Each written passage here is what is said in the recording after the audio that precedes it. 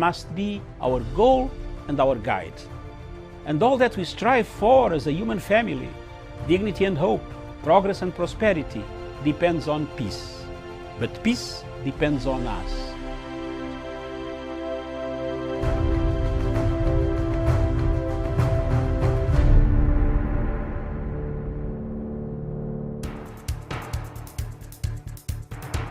It is ridiculous and it is against the laws of nature that we can have somebody sitting pretty who takes home more money than the credible entrepreneur who is doing actual production of goods and services. We always say it as it is.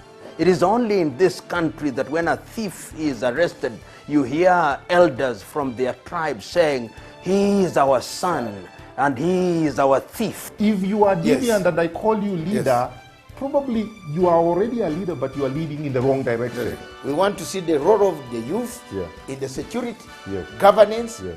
and development. The youth that I meet and work with here, you know, we call them the millennials and X's and Y's, this and that. They don't necessarily want to live like their fathers and grandfathers, Yes. do business like their fathers and grandfathers. They're more independent, they're better educated, and they're the ones that are making everything move in this region. We look at the issues, we talk about issues that impact people's lives in Africa. The African peoples themselves continue to cheer bad leaders, and because they cheer them on, they continue to be misled. Let me ask you, doctor, would you rather be somebody who does not enjoy so much freedom but you are rich? Yes. Or you'd rather be poor who you are actually imprisoned by the poverty itself? My goal is not to come here and say, I want the majority ownership, I want to own this, I want to own that, I want to do this. My goal is we all make money and we're all happy, and I help build a big business here. Punchline is for Africa, with Africa, from Africa.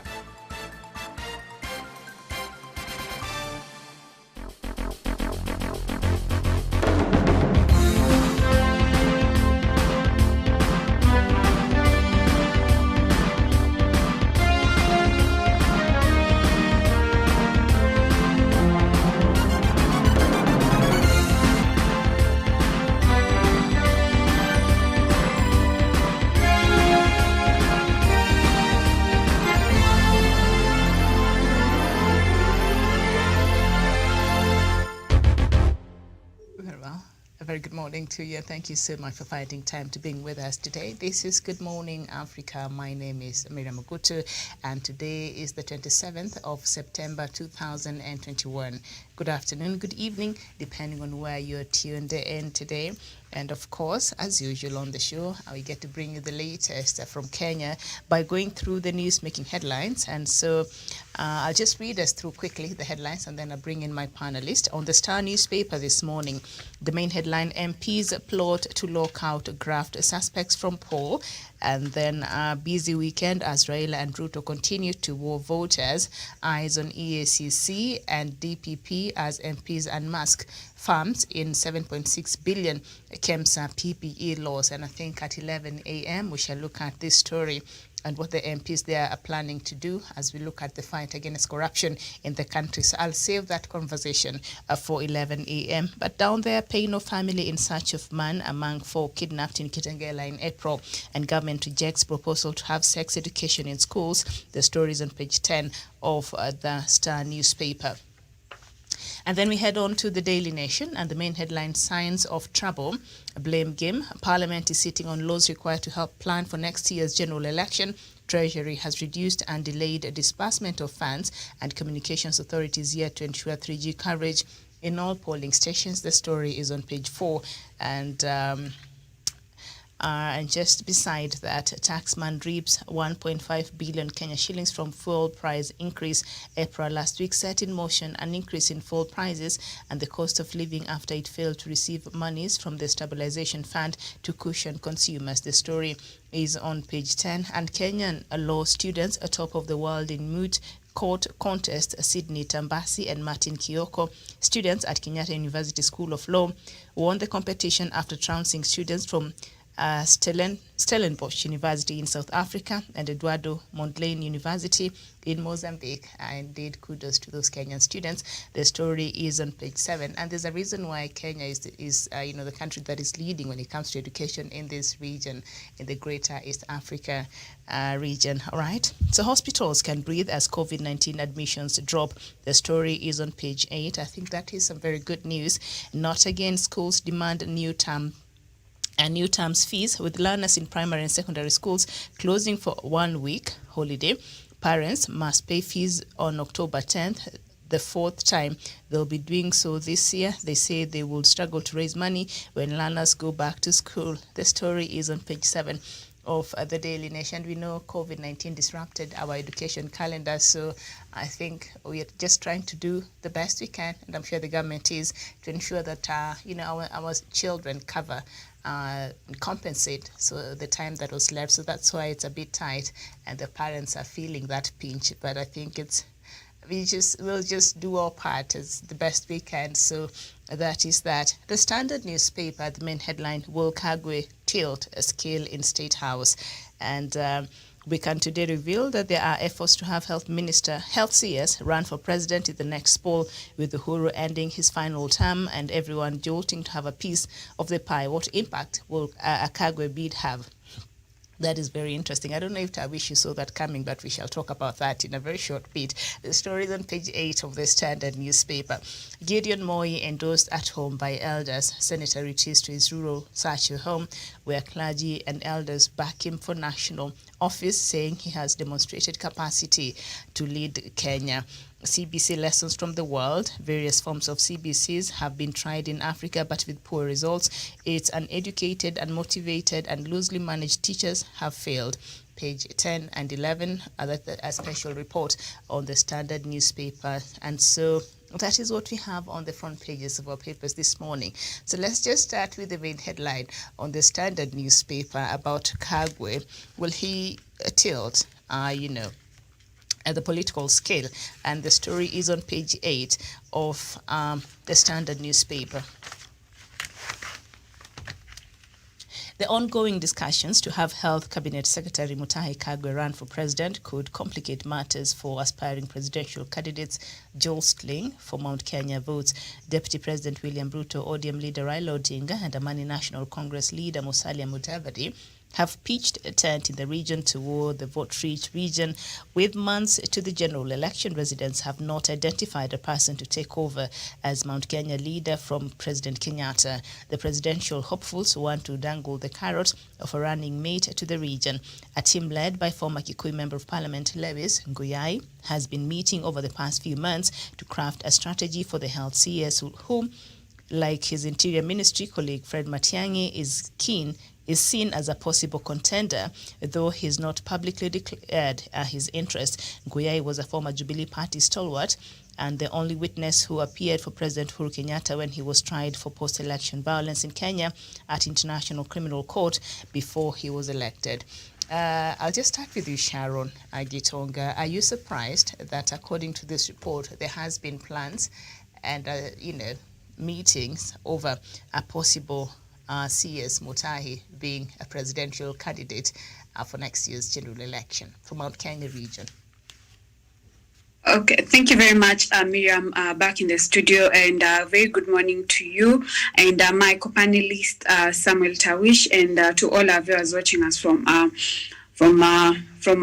the globe. It is a pleasure to be part of this discussion. And on to your question, I am not very surprised, but then again, I tend to think, I tend to disagree. And for me, I personally I do not see him fit, to be in the presidential bid. And I think this is an issue of, desperate times,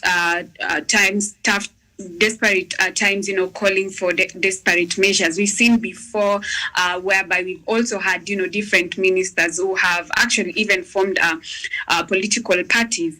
But then for me, I don't think for the CS of Health, it will really make any change, even when, even when he's he will not make any change, and if anything, I feel like is going to really compromise on delivery when he start engaging in matters of politics. And if anything, I best believe he should actually resign if he really wants to contest, in matters of politics. I think he might, when we look at his experience, he might be having experience even in public management, but I still best believe he's not fit for that particular role. Thank you, Miriam. Okay, thank you so much. So now, Kiambu Governor James Nyoro, however, thinks Kagwe will make a brilliant leader if Kenyans give him the opportunity, because he has proved both as the Minister for Information in President Mwai Kibaki's administration and now as CS for Health as we speak. So are you surprised that the name of CS Kagwe is being flaunted as a possible presidential candidate from Mount Kenya region? Samuel Zawish. Very well. Thank you so much, Miriam Mugutu. Thank you to Sharon Gitonga and our viewers across the world. Indeed, Miriam, just like my colleague panelist has said, I am not quite surprised that we have Mount Kenya as well floating the name of CS Mutahi Kagwe as a presidential hopeful come 2022 general election. One thing I get to appreciate, Miriam, as we head into 2022 general election is the fact that Mount Kenya is trying to send a message to the rest of the country that, look, guys, we are not short of choices. And that is why you see they are giving us the names of the likes of Mutahi Kagwe now. We have the likes of Martha Karua. We have the likes of Peter Kenneth. You also have a business mogul, that's Jimmy Wanjigi, who is also wants to battle it out through an ODM ticket. And when you go to the other side of the mountain, you also have Muturi, the Speaker of the National Assembly, saying he's going for the presidency. It is not lost to us that just the other day, Muranga Governor as well, Mwangi wa Iria, who is serving his second and last term as governor in that particular county, also has hinted on running for presidency. What am I trying to say in essence, Miriam, is that Mount Kenya is sending a message to the rest of the country that they are not short of choices when it comes to the presidential election come next year. And the fact that President Uhuru Kenyatta, who is serving his second and last term in office, reigns from that particular region, does not deny the people of Mount Kenya yet another opportunity to present a candidate for presidency come next year's general election. And I think basically that is what they are doing.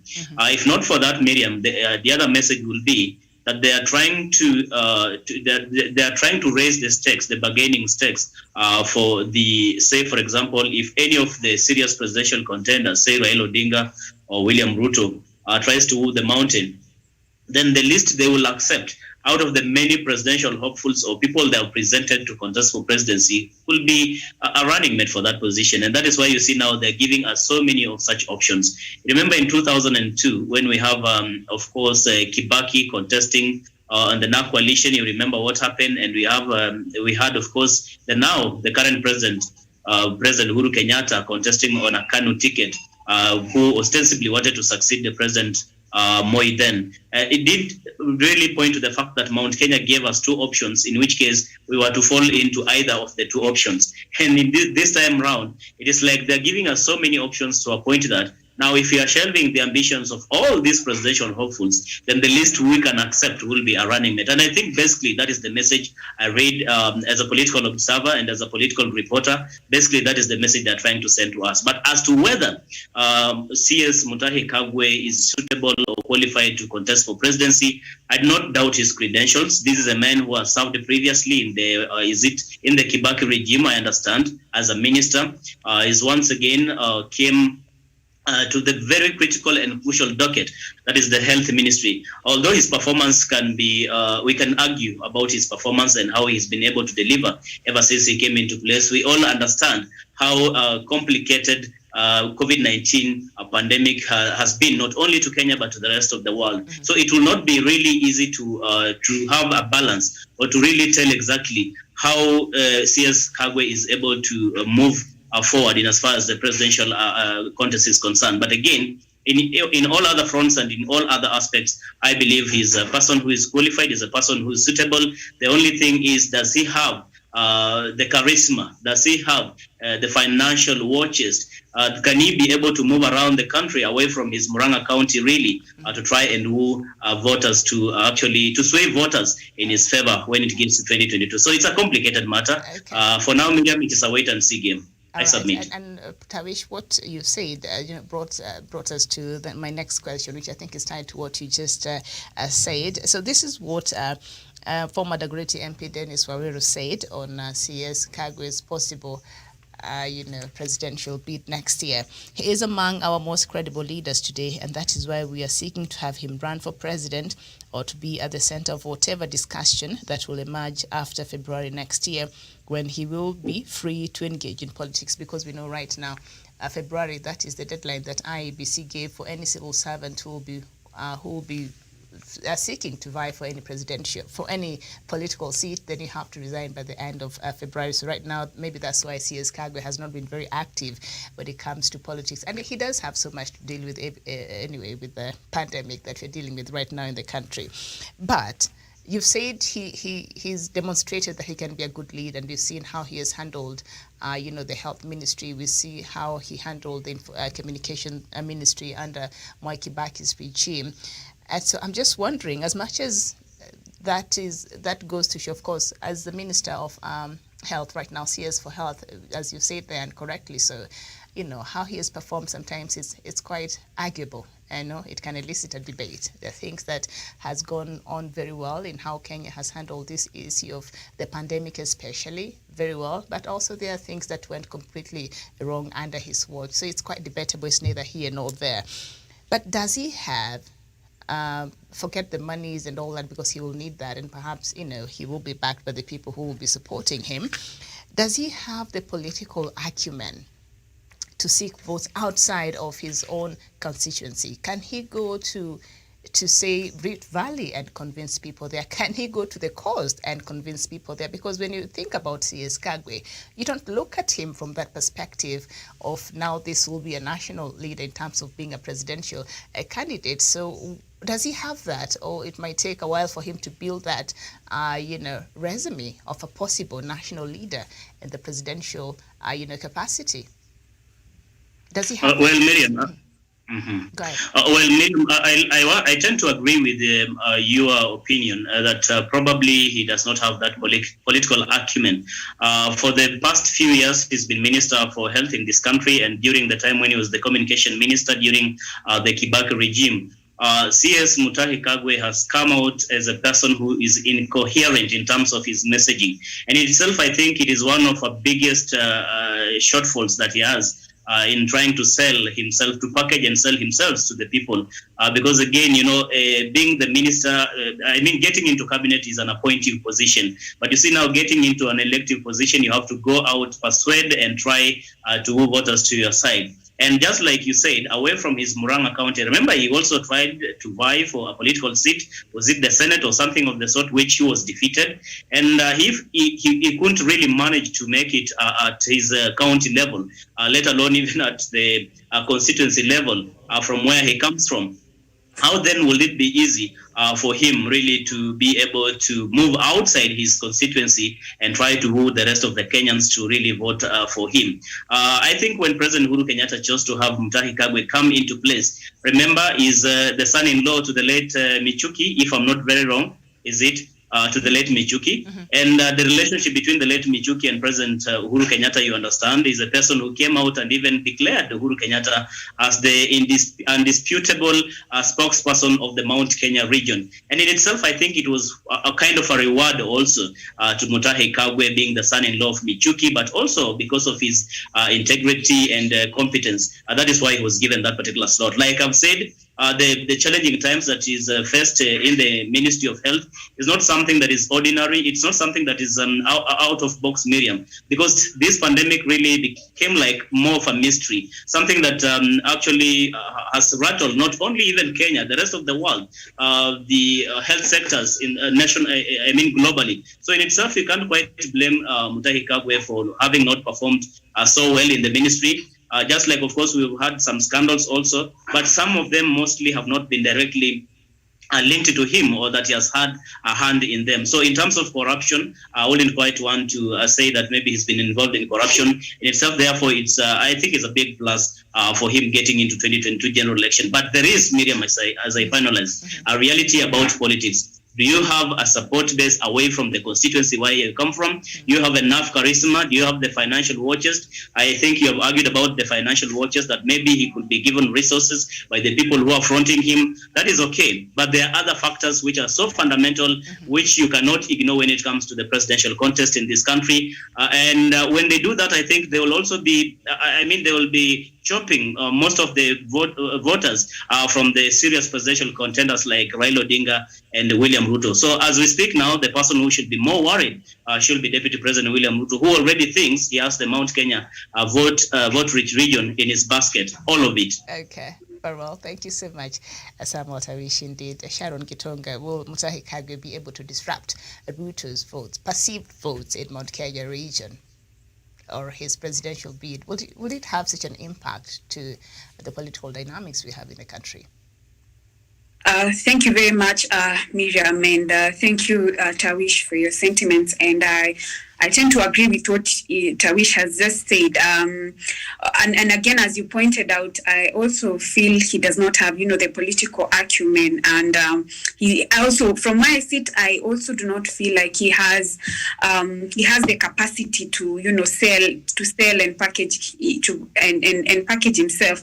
And further from what, Tawish has mentioned, I best believe that, politics is not just about popularity and cloud chasing, as I may call it, but also, the financial muscle is also going to play a big role. And just like I earlier mentioned, I don't really think he would really change anything, because I don't know why I feel like he might have a hand to, the KEMSA probe. So I feel like he's also, I don't know, maybe an audit can be carried out, but from where I sit, I personally do not feel he's going to bring any really influence the people of Kenya in any positive way. And also, my biggest concern is how is he then able to strike a balance between being in the health sector and running politics, to reach out to different people and not just on social media or on papers,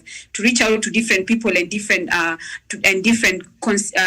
counties, to sell out his manifesto and hear from hear from people, because at the end of the day, it is the people of the people of Kenya to decide on who they are going to vote for.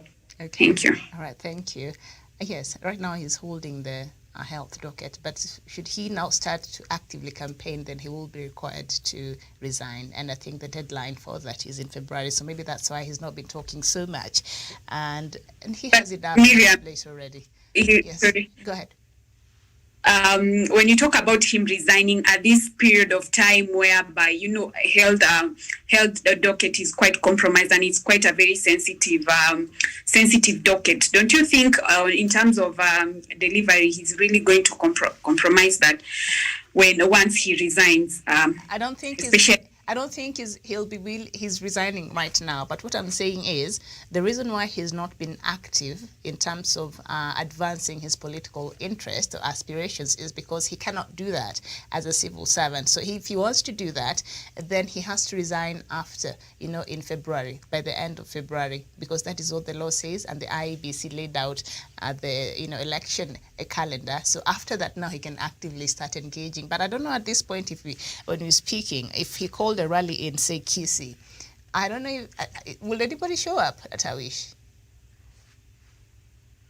Well, it is funny sometimes, Miriam. They may show up not necessarily because they support Mutahi Kagwe, but they want to really hear what is it that this new kid in the block wants really to convey to us. What I can tell you for sure is that if Mutahi Kagwe was to have his name on the presidential ballot, it's not going to upset the status quo. That one I can tell you for sure. Right. I mean, the people, the serious contenders we have in as far as next year's general election are only two: Raila Odinga and Deputy President William Ruto. Let's not beat around the bush. That is a fact. That is a reality we have. And that is the reality of our political situation here in the country. So C.S. Mutahi Kagwe, you have a lot of work to do, if at all. That is what you want to do next year, vying for the presidency of this country. So this is a story we shall be closely monitoring. And I think when he speaks from today onwards, I think I'll be trying to listen and hear what he has to say, but in a different, from a different perspective and the undertones, all right? Okay, when he's giving those updates of COVID-19. Very well. So somewhere up there, Gideon Moi endorsed at home by elders. Senator retreats to his rural Sacho home, where clergy and the elders back him for national office, saying he has demonstrated capacity to lead Kenya. How many times is this, counting, that Gideon has been endorsed by his rural, by, home elders in Sacho? I think that has happened a couple of times, Darwish. And does that mean anything in the bigger scheme of the national politics? Well, Miriam, these are usual political theatrics that you are treated to. And I'm not quite amused that Gideon Moi is having yet another blessing, quote unquote, from the elders from his region. The last time I saw him being blessed again was it in Kericho, Nandi County, by the Talai elders, if I'm not very wrong.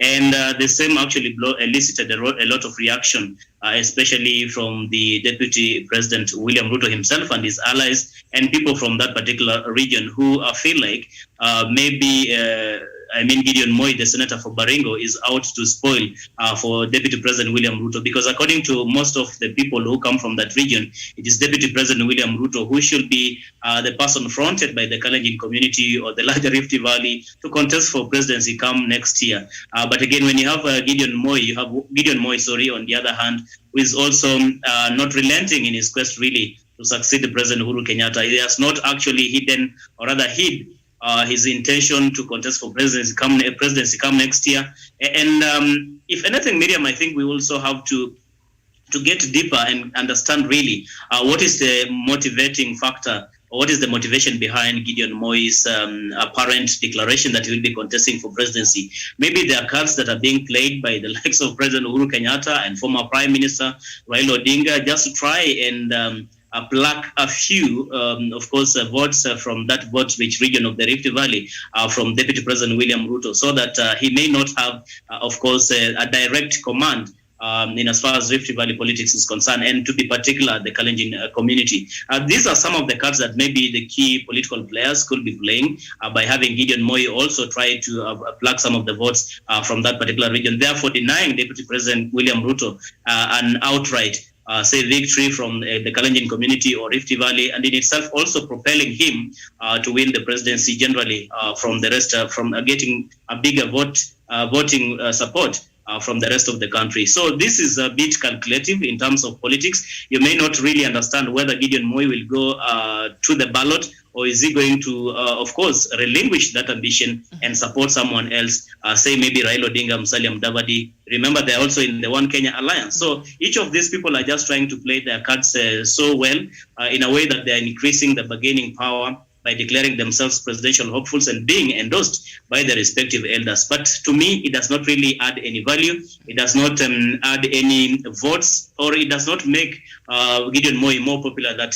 he is as we speak today. Okay. I submit, Miriam. All right, thank you so much. I remember before President Uhuru Kenyatta went to unveil some developmental projects, I think was it in August, early August, in Ukambani, a former vice president and leader of our Wiper Party, Stephen Kalonzo Musyoka, senior counsel, he unveiled his presidential bid a day before, President went to Ukambani, so it was thought to be strategic, but nobody's even talking about it right now.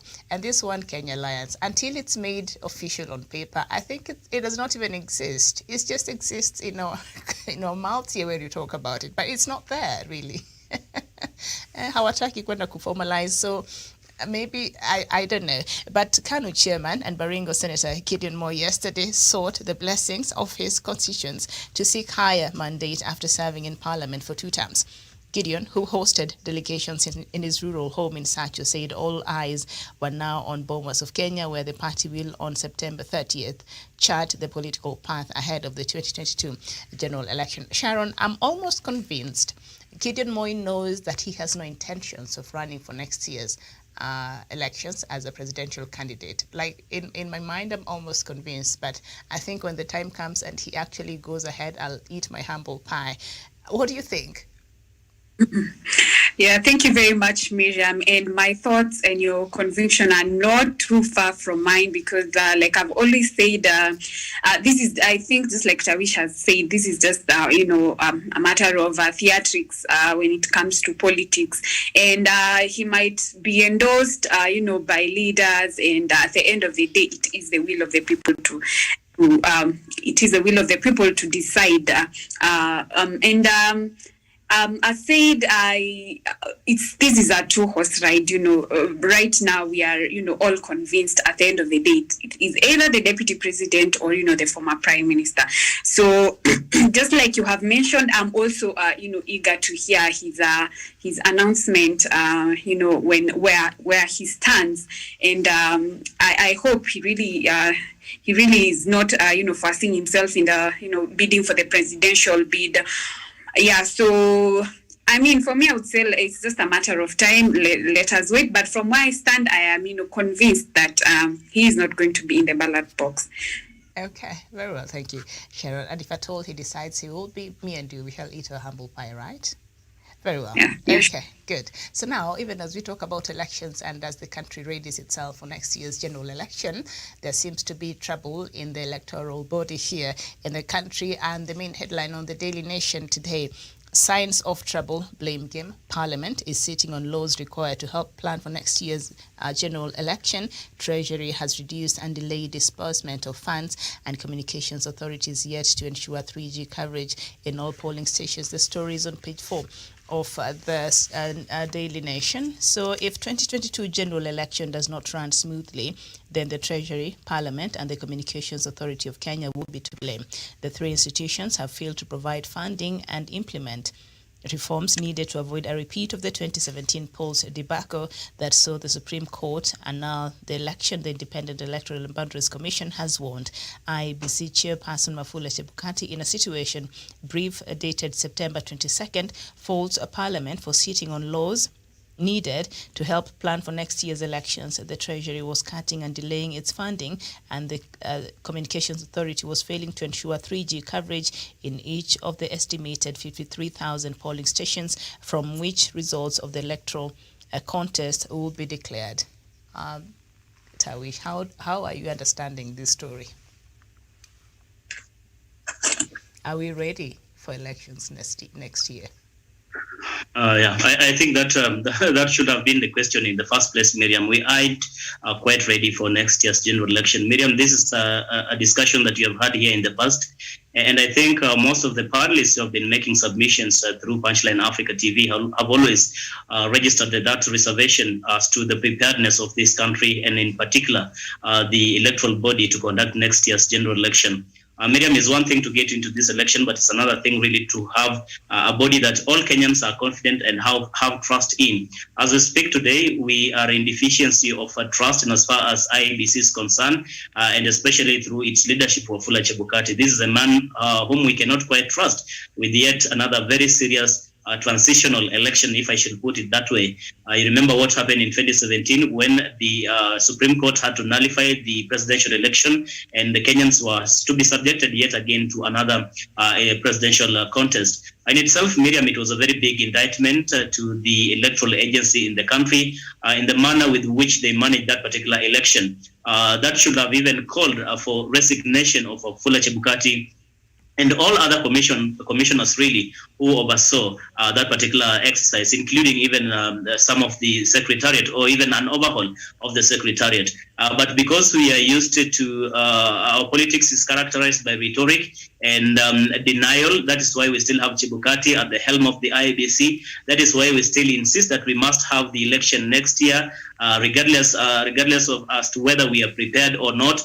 I mean, you're seeing the kind of political temperatures in the country. There were very important and fundamental things that we were supposed to do before even we could think of having another election, say even next year. One was about the reform in the electoral agency. Another one was making sure that we carry out a sensitization program on the unity of purpose for the rest of the country before we get into an election, so that even the voters down there, the supporters of various presidential hopefuls, or even people who are seeking for various elective positions, can get to understand really what an election is. That you get into an election with a mind that you're going to either lose or win. And when you win that election, you also have to embrace the one who has lost. And even for those who lose the election, they have to understand that there's another day when we can contest yet again or participate in that very crucial exercise. But that is not the mindset we have. That is not the attitude we have. We're just forcing ourselves and compelling to live up to the calendar that has been set there. In any case, this election calendar was set by ourselves. It was set by, of course, Parliament through the election related election acts. It is something that is subject to change if necessary. I do not understand why we are so rigid, why we are on grandstanding that we must have elections next year, whether or not IEBC is prepared. This is something that is very unfortunate, Miriam, and we could be setting up this country for chaos. We could be setting up this country for violence, because we may have the election, yes, but what will be the aftermath of that particular election, given that IEBC is not adequately prepared to oversee that very important exercise? This is something that we must have a candid discussion on and agree as Kenyans that if there are any changes that we need to do before we get into an election, even if it's postponing the election for a year or so be it, so that we can get into this election with confidence that IEBC is adequately prepared to conduct an election in which each and everyone will agree with its results. Miriam, for now, I submit. All right. But on this regard, Samuel Tawish, before I go to Sharon, IEBC seems to be pointing fingers at the Treasury, at Communications Authority, at Parliament. So, in essence, they seem not to be doing their job to enable IEBC prepare smoothly for these elections. Can they be held accountable? Is there anything that can be done? Well, Miriam, I agree that IEBC will need requisite funding for them to carry out this important exercise. But again, it should not be lost to us that we are facing very tough economic times as a country. And the Treasury as well is not actually exempted from this, because the Treasury does not have monies of its own. It relies on the taxes from the ordinary mwananchi. And of course, with the disruption that the COVID-19 has brought about, it is not foreseeable that the Treasury can just have enough monies to give to any entity. And in this case, just give a priority to IEBC as though it is the only organ which has to be operational. I mean, there are so many other critical organs of government and services that are supposed to be given to ordinary mwananchi, services that you cannot postpone. Say, for example, the healthcare docket. Say, for example, education and others. You cannot postpone education. You cannot postpone healthcare services to the people of Kenya for the sake of having an election. And therefore, in terms of the priority list, I think the Treasury and government could have found it fit maybe to concentrate on other urgent matters that really matter to the ordinary mwananchi other than the election. Because you cannot, for example, Miriam, postpone to treat a sick person, but you can sit down and postpone an election. Is it a matter of do and die? Is it a must that we must have election come August next year? I do not think so. I do not believe that it's a must-do thing come August next year.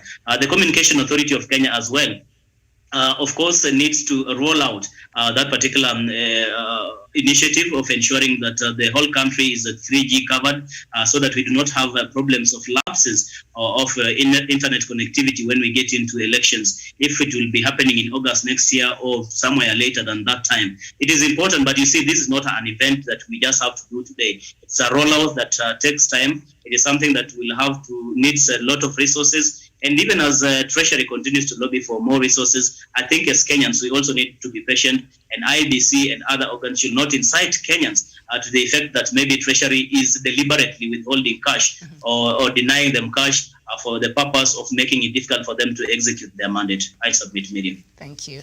Now, it defies all logic in this financial year when most of the advanced preparations work is to be undertaken, which has substantial financial implications both in terms of the sensitive procurement and actual cost.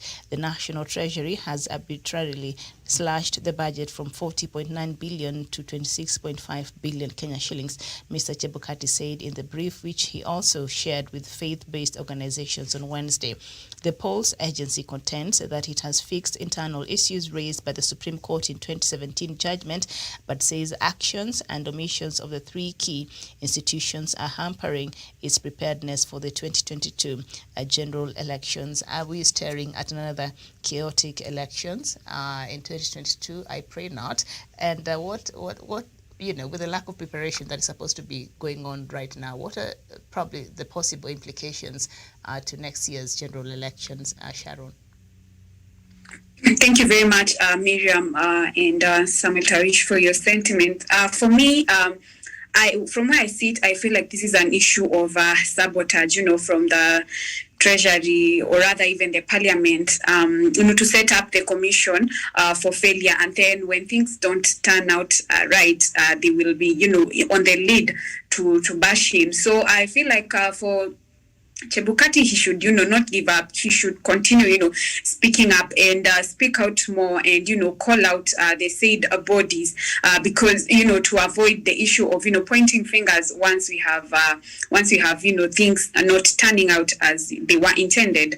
My biggest concern, from IEBC, why is it that we have, Kenya is the most, expensive, we have the most, Kenya is the most expensive, we run the most expensive elections, that is my major concern. And, can we also, can the Treasury also come out to, also, in conjunction with the IEBC to see if we can, what we can be able to do to slash out on things that or rather procurement, things that are really not necessary. Okay. Very well, thank you so much. And of course, this is a story that we shall be following. I think, Miriam, just maybe before we move into another topic, if you allow me just a minute. Go ahead.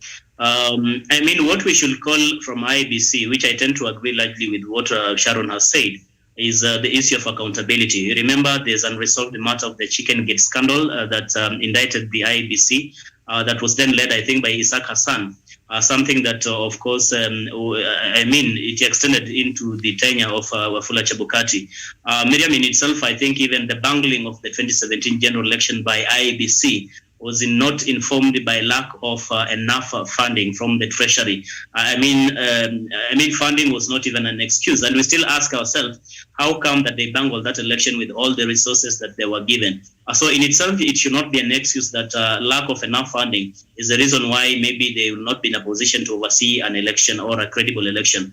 Because again, Miriam, sometimes you get to wonder really, how come that this is a commission or these entities ask for this more money, but by the end of the day, you get to understand that this money was went into corrupt activities, or people actually swindled this particular money, which means there was a lot of money in excess to a point that even there was one which was left for people really to swindle, or that there's no accountability to that effect. But just like Sharon did mention as I finalize, that we do not want IEBC to have any excuse or to point fingers at any of the government agencies by saying that they did not participate or they did not prepare well for the election simply because they were denied requisite funding. I want to appeal to the relevant government agencies, be it Parliament, to push and make sure that Treasury can have funding for IEBC, so that by the end of the day, these commissioners, this institution cannot give Kenyans any excuse as to why they are not going to guarantee us a free, fair, and credible election. Thank you, Miriam. Thank you. There's a report that I think was it in 2019, a report that came out that IEBC actually, there was a lot of mismanagement of funds during the last general elections. In some cases, I think in one instance, there was an overpayment of 27 million Kenya shillings that IEBC has never bothered to recoup. Like, how do you overpay 27 million Kenya shillings? Make me understand that. And they decided to hire security, and we know in such an important national event, it is the government of Kenya that provides security for the commissioners, for the polling stations and all that. But IEBC had set aside, money for security and all that, which could not really be accounted for. So you do have a point, and maybe, so when Chebukati says they have worked on their own internal issues that were caused some problems in the last general election, so they have fixed that. Do you trust that he's actually done that? As the head of the commission that was indicted by the nullification of the other election of President Kenyatta's win, that was an indictment to the commission. So do you think he has fixed that? Miriam Wafula Chebukati is a man I've known to be the most indecisive. One when it comes to decision making, and even in terms of his communication to the public. And that is why you see, as time goes by, the commission and himself are not gaining more trust and confidence. You remember in the run-up to the repeat of the 2017 general election, Chebukati came out and said he does not believe that IEBC is ready to conduct a repeat election, only for him to backtrack, I think 5 days or so later, that the commission is ready. I think maybe he got some pressure, I don't know from which quarters. So I not quite trust Chebukati that is competent enough to be able to oversee yet another election. In fact, if we were, fair enough to ourselves, we should not have allowed Chebukati to be in office up to this particular moment. The moment the 2017 general election was bungled, the first person who should have been shown the door should have been Wafula Chebukati. But because we are Kenyans and what we are who we are, you will hear when there are attempts or initiatives to have Chebukati or even the commissioners removed from office, the tribal card comes up, and you will see even the likes of Musalia Mudavadi coming up and saying Luyas are targeted. And that is the most unfortunate thing that we are actually facing as a country. We want to get competent individuals running this very critical institution. It does not matter whether they come from a gay community, they come from the Maasai community, they come from whichever part of the country. The most important thing is that they should be competent and honest and people who can be trusted to oversee this very critical exercises, Miriam, short of which we will live to regret as a people. I submit. Okay, thank you so much. So another story that I want us to look at very quickly before we get to this other story that I think is important as well, of hospitals can breathe as COVID-19 admissions now have gone low. I think this has to do with maybe the vaccine or something like that, but we shall look at that story. But first off, still on the same page on politics and page 4, why Wanjigi had to postpone his Coast ODM tour. So he's supposed to have his coastal tour this week. And the man who is spoiling for a political fight with Raila Odinga for the party's ticket is also facing a cold reception on the ground, with the local leaders saying his visit is unprocedural. Sources yesterday told the nation Mr. Wanjigi was to arrive yesterday, but his trip was pushed to start tomorrow, after Orange House, the party headquarters in Nairobi, failed to provide him with a list of delegates in Mombasa, Kilifi, and other coast counties. Mr. Wanjigi confirmed to the nation that he had not been furnished with a number of documents for planning purposes. The aspirant, in a letter dated September 9th, had requested for the list of delegates from Orange House. Why would they not provide a list of delegates to, we know, the biggest sponsor of ODM party? Sharon. Thank you very much, Miriam. And for Wanjigi's case, I don't know, I would correct me if I'm wrong, but I feel like he might be, trying to lay up a background for, for Raila's, but he's not really contending for the presidential bid. And I think it's high time he just, comes out strongly to say his mission, so that to avoid whatever that happened in Migori. All right. What happened in Migori? I thought he received a very good reception. Was it in Kisumu? He went to Kisumu, yes. Is it in Kisumu or Migori? He didn't really get a very nice reception. Okay. All right.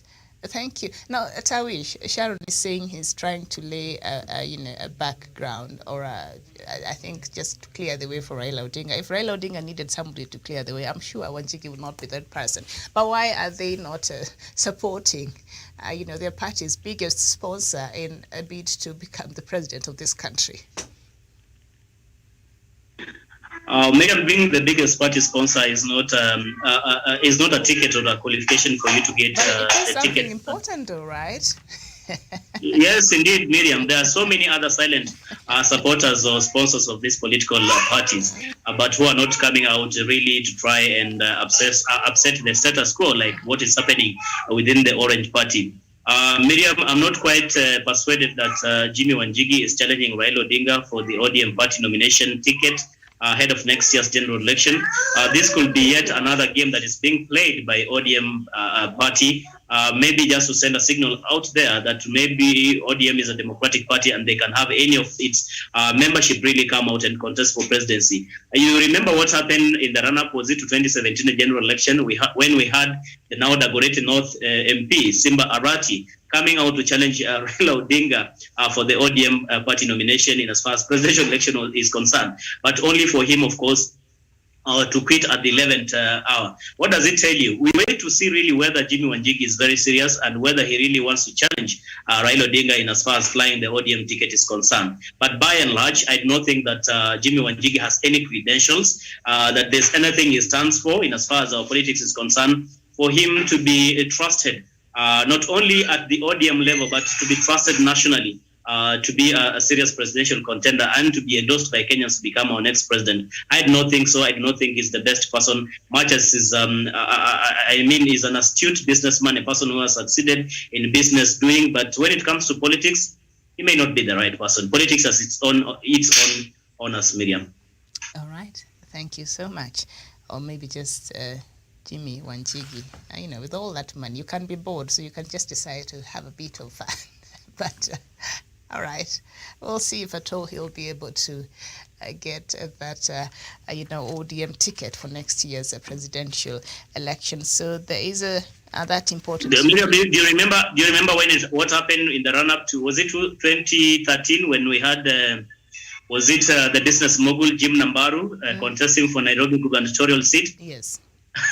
He was trounced. What does it tell you? I mean, he has succeeded in the business front, but when it comes to politics, there's reality. When you can get a person of Mike Sonko being elected and leaving out the likes of Peter Kenneth, and leaving the likes of Jim Nambaru, Evans Kidero, and others, it does point to the fact that politics really has its own honors. Honors, wale deep state Kimemia was talking about our honors gani. All right, that's a conversation for another day. Indeed.